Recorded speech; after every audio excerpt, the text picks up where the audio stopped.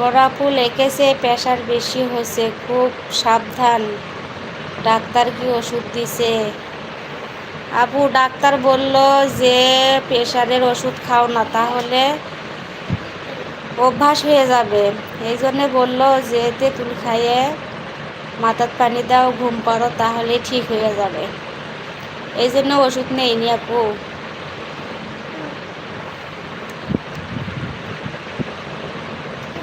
বড় আপু লিখেছে তুমি কি একটু তেঁতুল খাইছো, তেঁতুলের শরবত খাইছো? হ্যাঁ আপু খাইলাম, মাথার পানি দেওয়ার পরে তেঁতুলের শরবত খাইয়ে শুয়ে আছি।